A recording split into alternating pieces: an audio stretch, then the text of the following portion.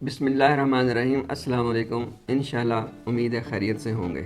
मकान कहानी में आज एक इंतहाई अहम इशू डिस्कस करने जा रहे हैं। ये जो बिल्डिंग्स में आपके घरों में सेम आ जाती है, डैम्प आ जाती है और बार बार ठीक करने से भी दुरुस्त नहीं होती और बार बार पेंट उखड़ता है, उसकी क्या वजह है? ये देखने के लिए कि सेम आने की वजह क्या है, उसके लिए थोड़ी देर के लिए आपको हमारे साथ जुड़े रहना होगा। Horizontal and vertical DPC. जब हम डीपीसी डालते हैं तो उसको हम इतना नाकस डाल देते हैं जिसमें डैम्प नीचे से फिर ऊपर आनी शुरू हो जाती है। और डीपीसी का मतलब है कि आप 2 से 2.5 इंच मोटी डीपीसी डालें और उसके ऊपर बिचुमन करें या कोई अच्छा केमिकल करें ताकि नीचे से डैम्प ऊपर आ ही ना सके। और वर्टिकल डीपीसी लाजमी करें दोनों साइडों पे, ताकि जब मट्टी साथ लगती है ईंटों के तो उसमें डीपीसी जो डैम्प है उस ईंटों के अंदर जाए ही ना। एक अहम तरीन इशू ये है कि नाकस यूपीवीसी ड्रेन लाइन जो सीवरेज लाइन है उसको जब हम ज्वाइंट करते हैं तो उसको एक सॉल्यूशन होता है, उसको लगा के हम ज्वाइंट कर देते हैं। और उसके ऊपर पहले हम क्या करते थे कि एक मलमल का कपड़ा लेके उसको सीमेंट के अंदर पानी डाल के, जिसे हम नेहरू कहते हैं, वो बना के उस मलमल के कपड़े को उस नेहरू में भिगो के पाइप के ऊपर हम उसको लपेट देते थे। ये डबल ऑप्शन हमारे पास हो जाती थी कि अगर पानी वहाँ से निकलता भी है तो ऊपर आके बंद हो जाता है। तो इस तरीक़ेकार को आप ज़रूर फॉलो करवाएं कि जब आपका यूपीवीसी का काम हो रहा है तो ये डबल आप मेजर्स करें ताकि कभी भी वहाँ पे लीकेज ना हो। पीपीआरसी पाइप्स के जॉइंट्स का नाकस होना, और उसकी सबसे अहम वजह यह है कि जो हमारे प्लम्बर हजरात होते हैं इनके पास जो हीटर होते हैं पाइप्स को ज्वाइंट करने के लिए, वो उसी कंपनी के नहीं होते जिस कंपनी का पाइप लग रहा होता है। क्योंकि हर कंपनी ने अपने पाइप का एक टेम्परेचर सेट किया होता है और उसके मुताबिक वो अपना हीटर बनाता है। और बेन हम ये नहीं देखते कि हम किस कंपनी से अपना सामान मंगवा रहे हैं।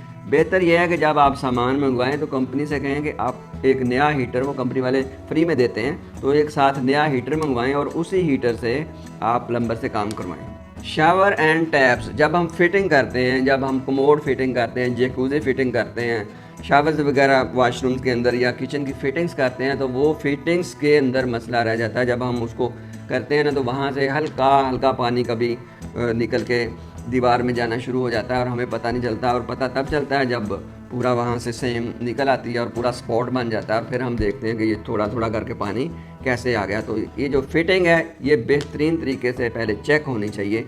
टाइल्स लगाने के बाद अच्छी तरीके से फिलिंग ना करना। अक्सर ये होता है कि जब कारीगर टाइल लगाते हैं, टाइल लगाना शुरू करते हैं तो वो पूरे घर की टाइल एक लगा के 15-20 दिनों के बाद फिर फिलिंग करना शुरू कर देते हैं। हालांकि इसका ये तरीका बिल्कुल गलत है। आपने जो आज टाइल लगाई है, सुबह आते ही सबसे पहले उसकी फिलिंग करना ज़रूरी है ताकि जो टाइल के नीचे बाउंड लगा हुआ है उसके साथ वो मर्ज भी हो जाए। और अगर आप 15 दिनों के बाद फिलिंग करते हैं तो ज़ाहिर है 15 दिनों के बाद वो जो टाइल में एक स्पेस होती है 2 mm की, उसमें कोई मट्टी वगैरह फंस जाती है और वो सही तरह से फिर निकालते भी नहीं हैं और उसी तरह ऊपर फिलिंग कर देते हैं और जगह जगह से फिर फिलिंग उखड़ना शुरू हो जाती है थोड़े ही दिनों के बाद, और वहाँ से फिर डैम्प का प्रॉब्लम शुरू हो जाता है। यूपीवीसी और पीपीआरसी पाइप्स जब हम फिट करते हैं तो उसको प्रेशर दे के चेक करना होता है। प्रेशर दे के चेक करेंगे तो अगर किसी जोड़ ने या किसी जॉइंट ने खुलना होगा तो वो उसी वक्त ही खुल जाएगा, तो पता चल जाएगा, बाद में प्रॉब्लम नहीं होगी। इसका तरीकाकार ये है कि जो यूपीवीसी है, जो बड़े पाइप हैं 4 इंच के या 6 इंच वाले पाइप है, उसके एंड पे जाके एंड कैप करें और पूरे पाइप्स को पानी का भर के छोड़ दें। वो पानी महीना भर उसमें खड़ा रहे। अगर कहीं प्रॉब्लम होगी तो ड्यूरिंग वर्किंग ही सामने आ जाएगी। और अगर महीना पानी उसके अंदर खड़ा रहा और कोई प्रॉब्लम नहीं आई तो उम्मीद है पूरी ज़िंदगी भी नहीं आएगी, क्योंकि अभी तो पूरे पाइप भरे हुए हैं। बाद में पाइप्स ने भरना नहीं है, पानी आता जाना है और निकलता जाना है। तो ये काम। और दूसरा जो पीपीआरसी में है उसमें आप एक प्रेशर पंप लगाते हैं उसके ऊपर और उसको 100 PSI का प्रेशर दे के चेक करते हैं ताकि उसमें अगर कोई प्रॉब्लम है तो वो निकल जाए। और इसके अलावा ये काम ज़रूर करें कि जब आप ग्रे स्ट्रक्चर बनाते हैं उसके साथ ही आप अपनी टैंकी बना लें और टैंकी भर दें और पानी छोड़ दें पाइप्स में। हर पाइप एंड पॉइंट लगा लें आगे, ताकि पाइप्स में पानी मौजूद हो जब आप प्लस्तर कर रहे हो। जहाँ से भी प्रॉब्लम आनी होगी, अगर 1 महीना, 1.5 महीना, 2 महीना आपके घर का प्लस्तर हो रहा है तो उसी में प्रॉब्लम निकल आएगी। इलेक्ट्रिक पाइप से एसी की ड्रेन डालना, ये भी एक बड़ी वजह है कि जिन पाइप्स में हम तारें गुजारते हैं उन्हीं पाइप्स के साथ हम एसी की ड्रेन भी लगा देते हैं। तो वो भी एक बड़ी वजह है, वो लीक होने के 100% चांसेस उसमें होते हैं। तो हमेशा कोशिश करें कि एसी की ड्रेन पीपीआरसी पाइप जो आपका पानी वाला पाइप है उसी से हमेशा लगाएं।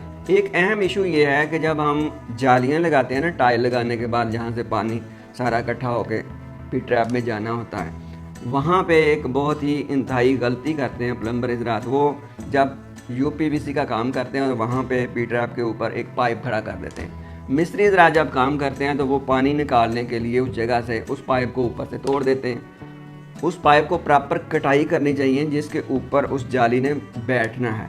वो तो करते नहीं है, तोड़ देते हैं, फिर जाली लगाते वक्त ऊपर जाली रख के साइडों पे टाइल लग जाती है। दिखने में वो काम बड़ा खूबसूरत हो जाता है, लेकिन जैसे ही पानी उसके अंदर जाता है तो जहाँ पे जाली लगती है और नीचे पाइप चूँकि ज़्यादा नीचे से कटा होता है, उस वजह से पाइप और जाली के दरमियान में जो जगह बचती है वहाँ से पानी आहिस्ता आहिस्ता बिल्डिंग के अंदर, लेंटर के अंदर, ज़मीन के अंदर जाता रहता है और वो फिर बाहर निकलना शुरू होता है, दीवारों तक पहुँचता है। और हम ये नहीं समझ पाते कि ये कोई पाइप लीक हुआ है या टाइल में कोई मसला है या यूपीवीसी काम में मसला है या पीपीआरसी के काम में मसला है, क्योंकि यहाँ पे हमारे पास कोई स्कैनर नहीं है जिसको हम लगा के देख सकेंगे मसला क्या है। तो फिर पानी ऐसा ऐसा निकल के हमारी बिल्डिंग को ख़राब करता रहता है। तो जब आप जाली लगाते हैं, एक तो पाइप को उस वक्त काटें जब आप टाइल लगा रहे हैं, और उसके बाद जाली को पाइप के ऊपर बिल्कुल फिट करें, और जहाँ पे फिट करते हैं उसके अंदर यूँ करके उसकी फिलिंग ज़रूर करें ताकि पानी जब उसके अंदर आए तो वो बिल्डिंग के अंदर बिल्कुल ना फैले।